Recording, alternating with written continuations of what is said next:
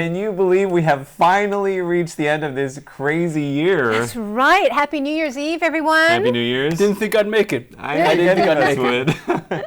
Well, when you look back at the year that was 2020, who are the people that you will remember?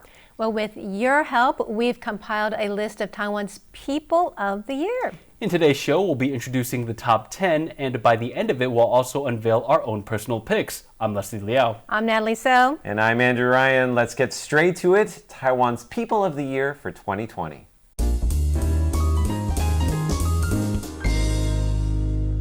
In April, Taiwan became the only place in the world to launch a 2020 baseball season amid the global pandemic. So we chose Taiwan's baseball league, the CPBL, and its fans for our list of People of the Year. Now that guy in the picture there is Rookie of the Year, Ing-wen, the home run king. He helped the Uni-President Lions win the Taiwan series for this year. But it was the creativity of the CPBL's fans that really took our hearts. Here's an idea that they had early on in the season when fans weren't allowed in the stands.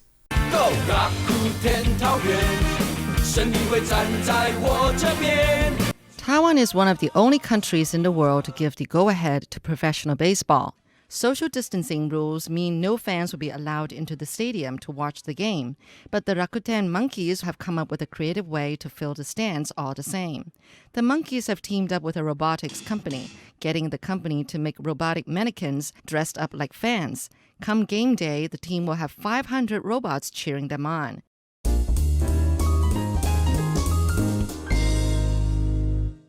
Two octogenarians got global attention this year. This delightful duo are our Trendsetters of the Year, the owners of Wanshou Laundry. But to be fair, Zhang Wenji and Xu Xiu probably should share this award with their grandson, Reef. This ain't your grandpa and grandma's clothes. Well, wait, it actually might be. But one thing's for sure, this elderly couple looks absolutely fresh rocking that retro getup. Grandpa and Grandma are lighting up the internet with their new swag. Where did they get such stylish clothes, you ask? Well, they're left over from customers that have either forgotten about them or just haven't come to get them. You see, this elderly couple has been running a dry cleaners for the past 60 years in the central Taiwan city of Taichung. Some of the clothes they're wearing in these pictures are nearly 20 years old. The tags on the clothes are ripped and the plastic bags they're in are worn out. But on Grandpa and Grandma, they look like new. So where did this idea come from? The elderly couple's grandson said that he wanted to give the forgotten garments a new purpose. According to policy, the store will only hold on to clothes for a month. But one can't help but wonder if someone will come back for something 2 decades later, after Grandpa and Grandma rocked it so gloriously online.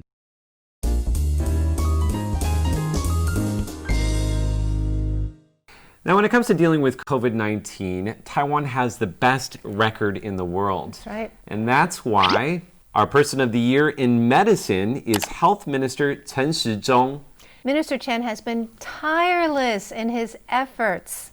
He led press conferences every day until the pandemic was contained in mid-April, and his policies have helped Taiwan see a very low death rate in the single digits and help life return to near normal this year. But perhaps most of all, it's his steady hand and his gentle demeanor that have made him a hero here in Taiwan. Health Minister Chen Shih-chung is now promoting domestic travel. He says if we're in a good mood, it helps prevent disease. Minister Chen is also setting fashion trends. If you look closely at the pattern on his shirt, you'll see blackface spoonbills from Tainan's Chigu Lagoon. The head of Tainan's Cultural Affairs Bureau, Jason Ye, says the blackface spoonbill shirts have become very popular. They're sold out. And the straw hat Chen sported? They're sold out too. Looks like wherever he goes, whatever he does, Taiwan's beloved health minister is making a difference.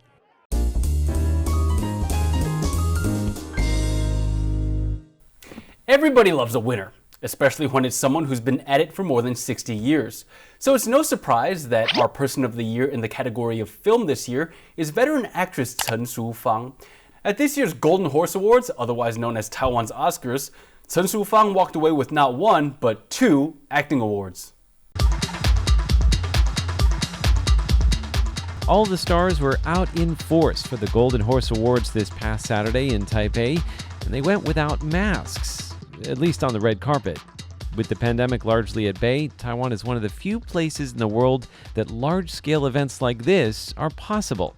One of the most memorable parts of the evening was veteran actress Shu-fang walking away with both the Best Actress and Best Supporting Actress awards. It was the 81-year-old actress's first time walking the red carpet in her 6-decade-long career. Chen starred opposite Best Actor winner Mo Ziyi in Dear Tenant, the story of a gay man who struggles to take care of his deceased partner's son. Chen won Best Actress for her role in the family drama Big Little Women, making her the first actress to win both acting awards in the same year. After acting for so many years, she says, it's not fulfilling to take roles unless they're challenging. But if you can do one scene or even one line well, then you're the leading actor.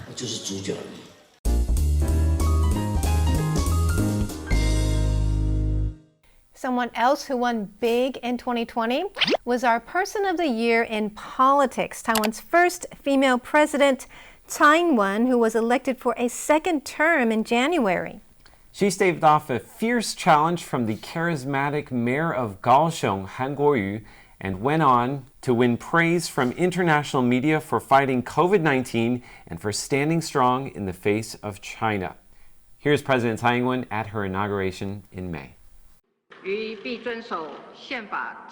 President Tsai Ing-wen was sworn in for her second term at the presidential office. In January, she was re-elected with 57% of the votes. But inaugural events were scaled down due to the pandemic. There was no banquet for this year's inauguration, and only 200 people attended the address at the Taipei Guest House. Guests included city and county leaders, foreign representatives, cabinet officials, and the National Epidemic Prevention Team. In her inaugural address, President Tsai highlighted Taiwan's world-class capabilities in producing medical supplies and working to develop a vaccine during this pandemic. Tsai thanked the people of Taiwan for working together to fight COVID-19. She said Taiwan's success has fostered a sense of national pride and solidarity that will live on in people's hearts. Taiwan is populated by kind and resilient people, she said. We can always count on our democracy and solidarity to weather difficult times.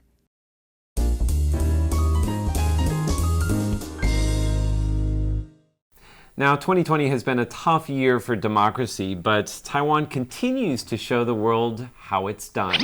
In the category of democracy, we honor the voters and the poll workers of Taiwan. Have a look at this memorable description of Taiwanese democracy. It was made by a Stanford University political scientist, Karis Templeman, who was in Taipei in January to observe the presidential elections. It strikes me every time I come here to observe an election just how good Taiwanese are at elections and how it's actually quite powerful to watch the vote counting. And I have to say, I was part of a delegation just watching the votes come out, and some people got really teary, within our own delegation. With what's going on in Hong Kong and the refusal to allow them to elect their own leadership, the tumultuous politics we have in the United States, the troubles with democracy in the Philippines or in Malaysia or Indonesia or Thailand.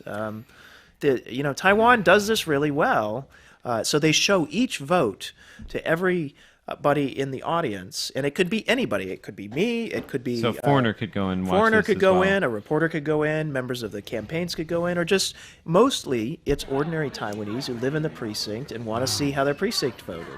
And the other thing is the vote. They are acting effectively as democratic monitors. So holding up each vote means that they can see that the vote has been cast correctly and recorded correctly, and occasionally somebody gets it wrong, and somebody in the audience calls them out on it. And there's a kind of argument, you got that wrong.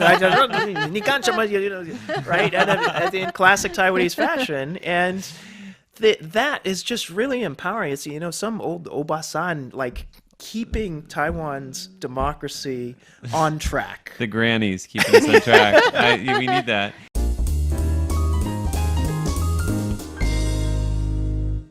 Taiwan has come up with some creative solutions for battling the pandemic, and that's thanks in large part to our Tech Person of the Year, Digital Minister Audrey Tang.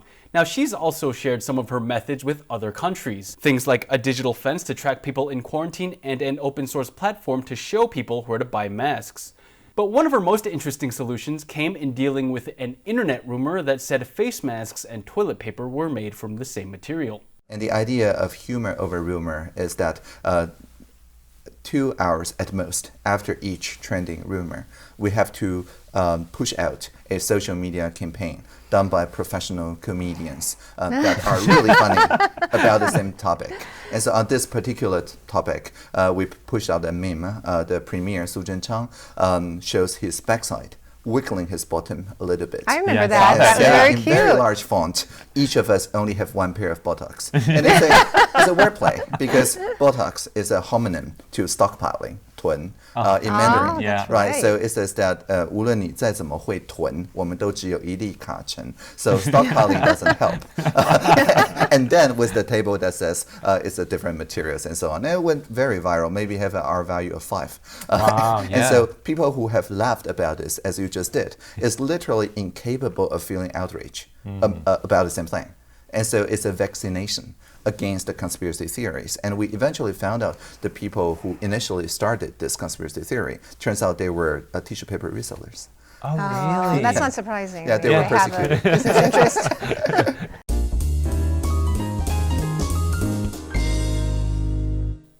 We now turn to a group of people that's been working overtime this year. Our military people of the year are the Air Force pilots. Now this year, China sent more jets across the median line of the Taiwan Strait than in any other year in recent memory.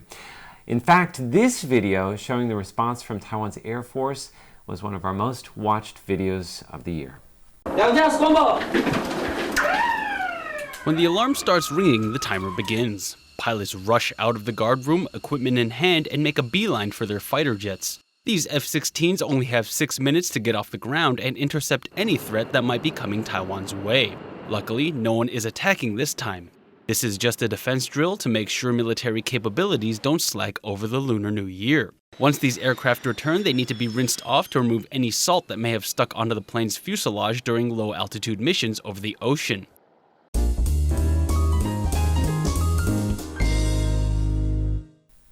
Now, kids in Taiwan have jumped through all sorts of hoops to get an education during the pandemic, and they've done it in masks. And that's why our People of the Year in Education is the nation's elementary school students and their teachers. So how has the pandemic changed their world? Well, check out how this school held their graduation underwater. The students of Kunding Elementary School grow up in paradise. Their home lies within Kunding National Park on Taiwan's tropical southern seacoast, and the clear coral seas just beyond are their playground. Each student must learn to snorkel and dive before they graduate. And so, when the school started thinking about where to hold its graduation ceremony in a time of social distancing, the obvious answer was 5 meters beneath the waves. Normally, the school's principal says, school-sponsored diving classes won't take students out into depths greater than 2 meters. But with the help of instructors, 5 meters proved no real difficulty for these experienced kids. In these coastal waters, there are no crowds and no worries about COVID-19, just coral and schools of fish.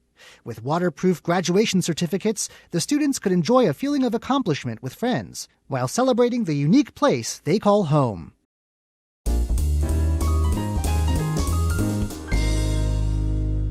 We've been introducing our Taiwan People of the Year in 2020, and now it's time to unveil our final honoree. It's someone you know very well. Actually, we dedicated 60 seconds of gratitude to our everyday heroes back in April. Let's have a look right now. We need to start by thanking all of the people on the front lines, the brave nurses and doctors taking care of the sick.